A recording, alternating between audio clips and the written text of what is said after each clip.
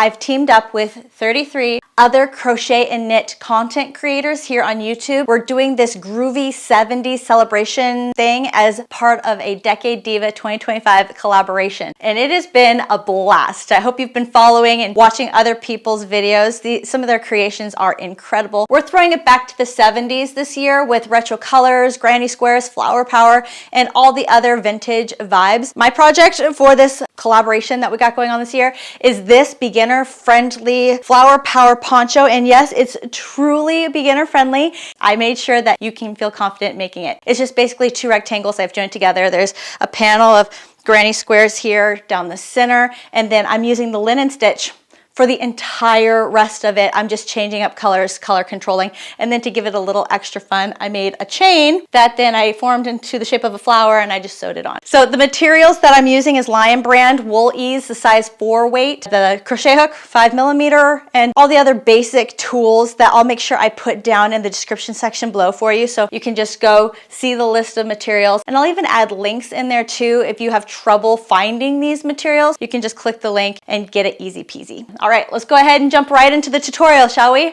this is gonna be fun. All right, we're gonna begin by using one of 3 colors, the Arrowwood, the Fisherman Cream, or the Umber. Don't touch the black yet, we're not ready for that.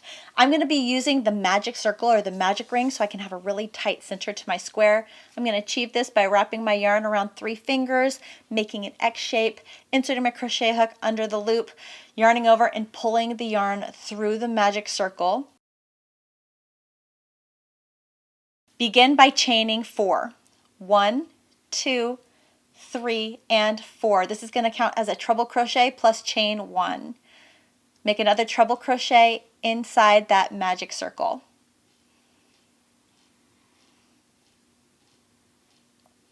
Great. Then chain 1, treble crochet again inside that magic circle.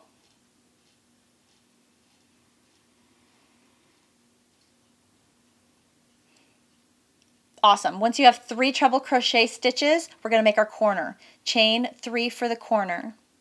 There you go. There's corner number 1. Treble crochet inside the magic circle, magic ring.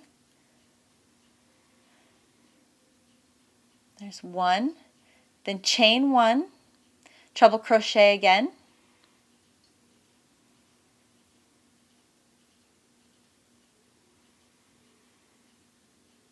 There's 2. Move that yarn out of the way. We got 2 treble crochet stitches, chain 1, make 1 more treble crochet stitch, and that will complete our side. So every side is going to have 3 treble crochet stitches. Once we have 3, 1, 2, 3, we'll chain 3 for our next corner, and this is corner number 2. Great. Let's make our next side. So treble crochet,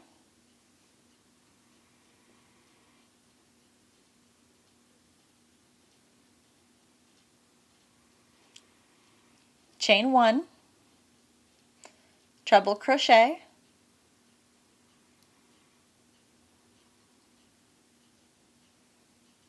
chain 1, treble crochet,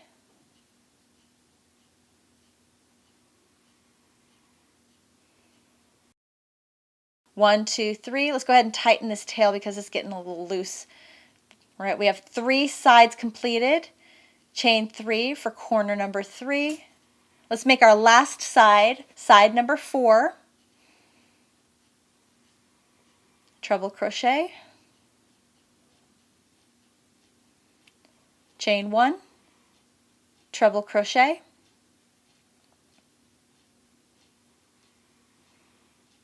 chain 1, 1 more, treble crochet. Now for corner number 4, we're going to do something a little bit differently.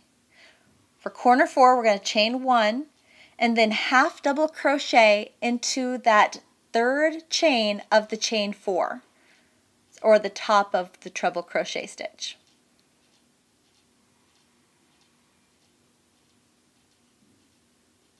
There we go. Great. Now I'm going to go ahead and I'm going to tighten that center loop because we want the center to be tight. That's the whole point. Makes the granny square look really clean. I'm going to stretch out the stitches a little bit. Isn't that a cool design? I'm excited about it. All right, go ahead and grab your scissors. Let's cut a long enough tail for you to be able to weave in your ends and clean things up. Tie off your work. Great. Check out that square. Okay, next we're going to grab either the Fisherman Cream or the Umber. We just used the Arrowwood and we're not touching the black yet. So I'm going to be grabbing the Fisherman Cream color. You're going to slip stitch into any one of the corners. It doesn't matter which corner you slip stitch into. Just pick one. Slip stitch into the chain 3 corner.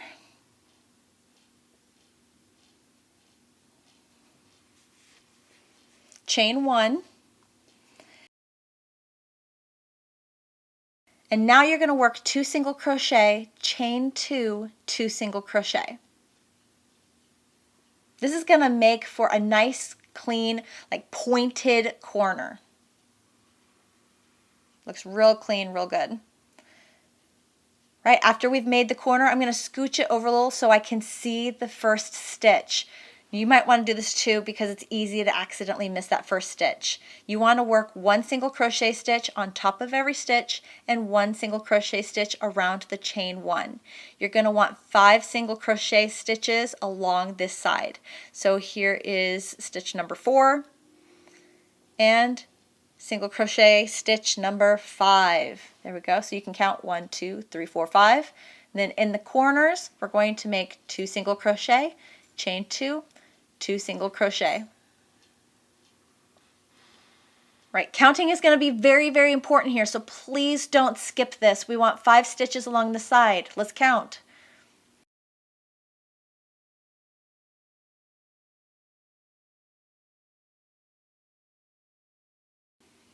One, 2, 3, 4, 5. We got it. There's our 5. And now we can dive right into our corner. Okay, I think you got it. I think you know exactly what you need to do to work all the way around to finish round 2 of your square. Go ahead and complete round 2. I'll meet you at the end to show you how to close the round and be done with your square. All right, at the end of the round, go ahead and slip stitch into the very top of the first single crochet stitch that you made for round 2. Boom, there you go.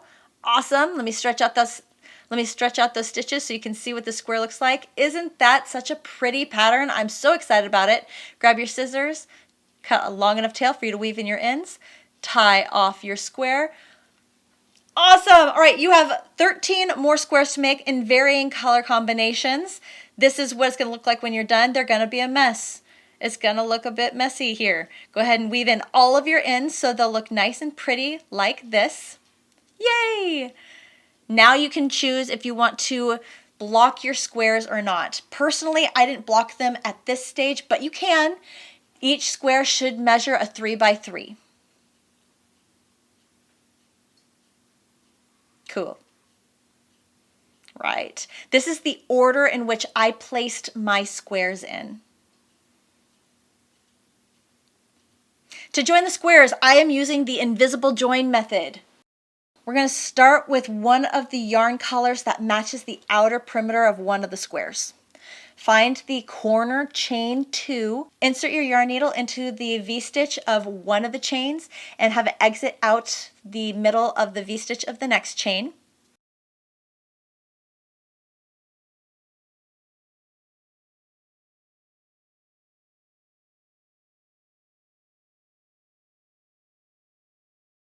Then come over to the next square, insert your yarn needle into the V-stitch of the top chain of the chain 2 and exit out of the bottom chain of the chain 2.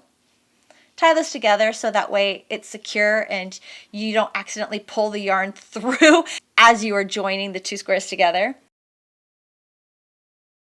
Go to square number 1, insert your yarn needle into the same stitch that you have yarn coming out of and have the yarn needle come out of the next open stitch.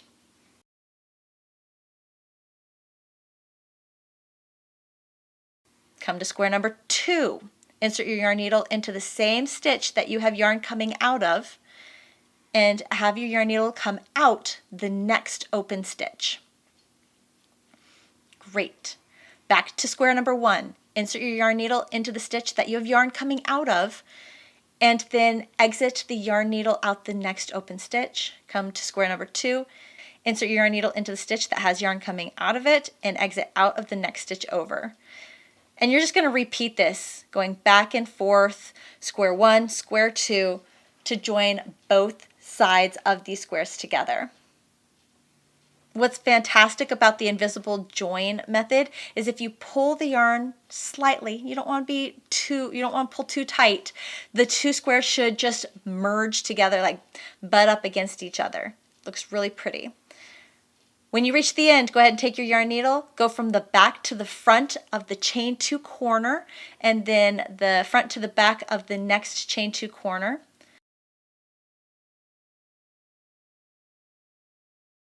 Flip them over so you're looking at the back. We're going to keep the mess on the wrong side. Take the yarn, wrap it around your thumb, insert your yarn needle into the stitches. Hold a loop back, twist the loop so you see an X shape. Insert your yarn needle under the loop and through, and then slowly pull and slowly guide that loop closed so you can control where that knot is going to land. Too many times I've pulled too fast and I end up having this weird funky loop left over. All right, so the idea is for the top and the bottom to be flush, but it's okay if they're not. We can fix that blocking. Grab your next square and repeat. We are going to be joining all the squares together in a long, thin line. It should be only 1 square tall, but 14 squares long. This process is going to take a little while. Remember to always pick a yarn that matches the color of one of the perimeters or one of the round 2s of the squares, so that way it helps it to camouflage and disappear.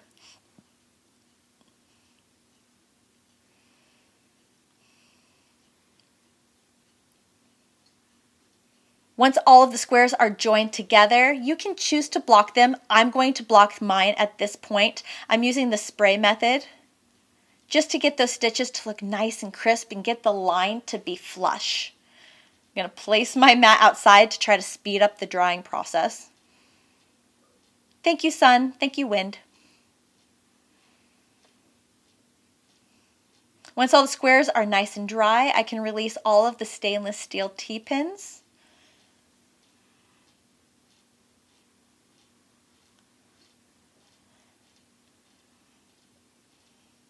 Doesn't that look good?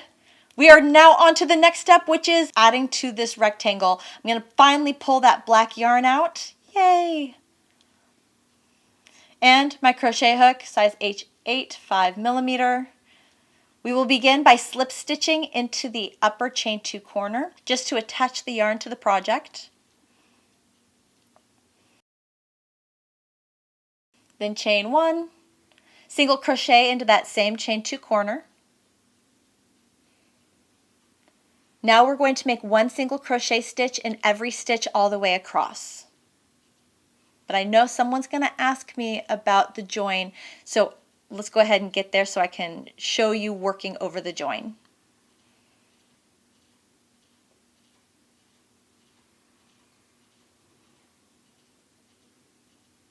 When you get to the join, you want to single crochet into the chain 2 corner. Skip over the join. Don't even worry about it. Skip it. Find the next chain 2 corner, single crochet into that, and keep going, making 1 single crochet stitch in every stitch all the way across. Now you know how to work across this entire chain or this entire line of granny squares. Go ahead and make it to the end. I'll meet you there to show you what to do next. Beautiful, single crochet into that last chain 2 corner and you've finished row 1. I'm going to chain 1 here, but then I'm going to set this down so you can see what this looks like. Very clean. I know I'm working with black. I wanted to work with black. It's a little hard to see the stitches. I get it. Just try to work with me. Listen to my voice. I'm going to walk you through this. Turn your work, single crochet into the very first stitch, then chain 1, skip the next stitch and single crochet into the following stitch. Chain 1, skip the next stitch, single crochet into the following stitch. If you are having trouble seeing your stitches, try to feel for them.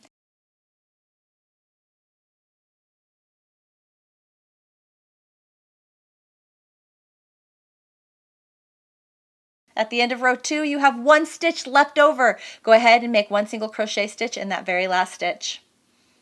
Awesome, this is what you should be looking at. For row 3, chain 1, turn your work, single crochet into the very first stitch, and then chain 1, skip the next stitch, find the next chain 1 space, and single crochet around the chain 1 space. Then chain 1, skip the next stitch, find the next chain 1 space, and single crochet around the chain 1 space. And that is your repeat pattern for row 3. Chain 1, skip the stitch, and single crochet around the chain 1 space. Repeat this pattern all the way across for row 3.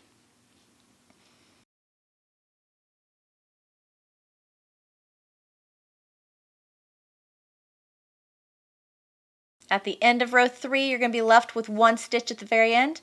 Make a single crochet stitch in that last stitch. This is going to keep the edges of our project straight, which is a big deal for us. All right, for the rest of the pattern, guys, all we are doing is repeating row 3. Chain 1, turn your work, single crochet into the very first stitch. Right, at the end of row 37, we are going to switch colors. So go ahead and grab your scissors, cut a long enough tail so you can weave in your ends, tie off your work, and turn your work. Grab the white Fisherman cream color, slip stitch into the first stitch to attach the yarn to the project.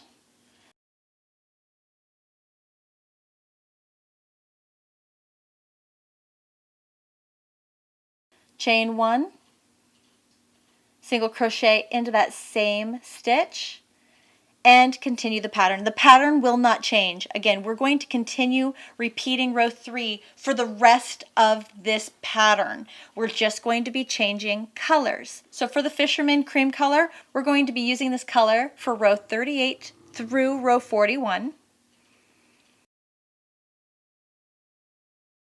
Then we're going to switch back to black for row 42 through 46, back to white for 47 through 56, the arrowwood 57 through 61, back to white 62, 63, back to gold or the arrowwood 64, 65, back to white for row 66 through 67, arrowwood for row 68 through 73. Then we're going to pull out the umber color for row 74, arrowwood for 75, umber for row 76, arrowwood for 77, umber for row 78, arrowwood for row 79, umber for row 80, arrowwood for row 81, and then we're going to end with umber for row 82 through row 88. There are going to be some ends to weave in, but it is so worth it because look at what the panels look like when they are done. Oh my goodness, aren't they stunning? You're going to repeat everything we just did one more time so you have both a right panel and a left panel. Let me go ahead and put them on so you can get an idea of how these panels will be worn. First thing we want to do is actually mark our stitch markers. There are a total of 14 squares along the side. 7 of those squares I'm going to join together and close the back.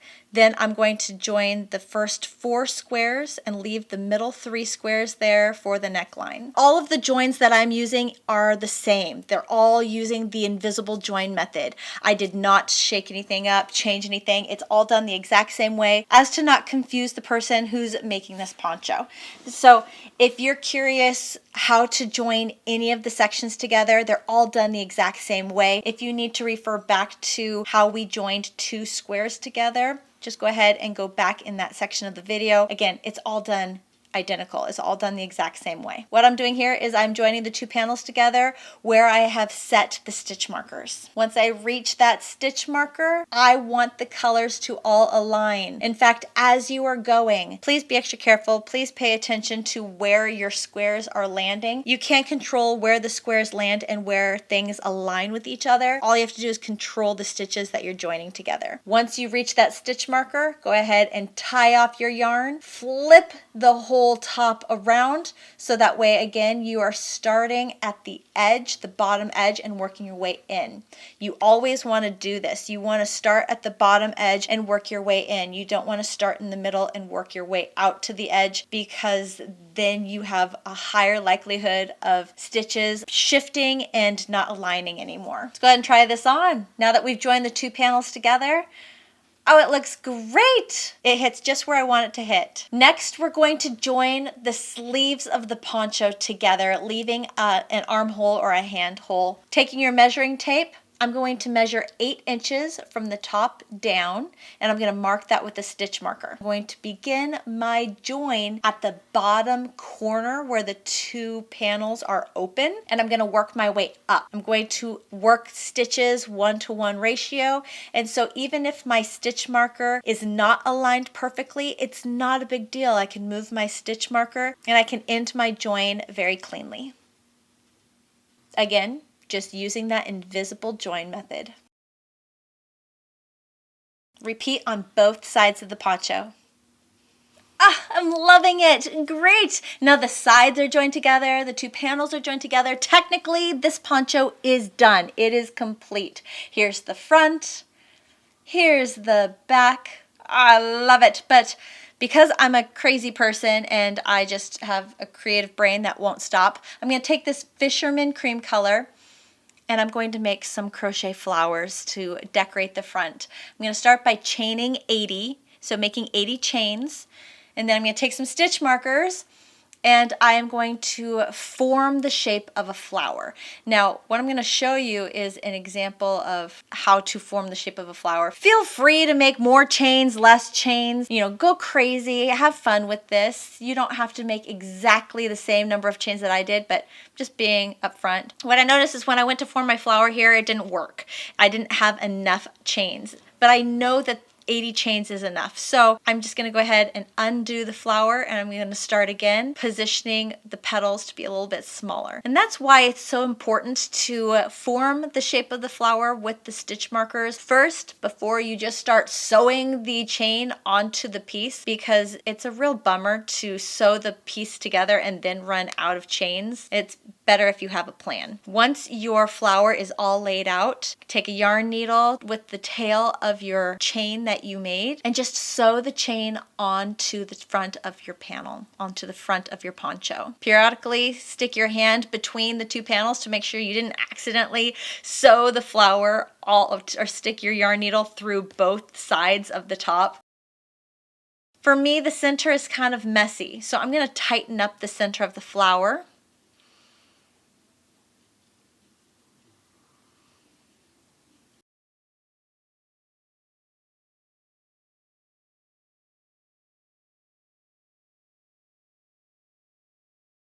There we go.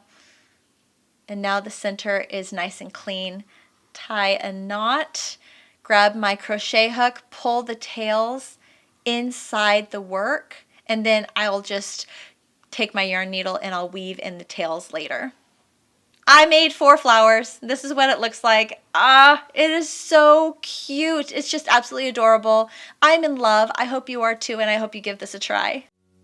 And that's it, guys. Your Flower Power Poncho is finished. I hope you love it. I hope you had so much fun making it. This project is part of that Decade Diva 2025 70s celebration collaboration, so please go check out the other videos, the other channels that are participating. I have a list in the description section below, so it's easy peasy to go and just click, click, click and check them out. If you want, you can also join in the fun. You can participate too, create your own 70s inspired fiber art project, and then post pictures using hashtag DD70s70s. 70's celebration on Spooner Stitcher and Critters Crochet community page during the week of October 19th.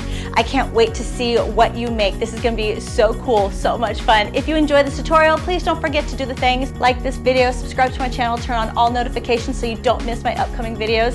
Thank you so much for watching my video, for crocheting with me. As always, I hope you have the best day and I will see you in the next video. Bye guys.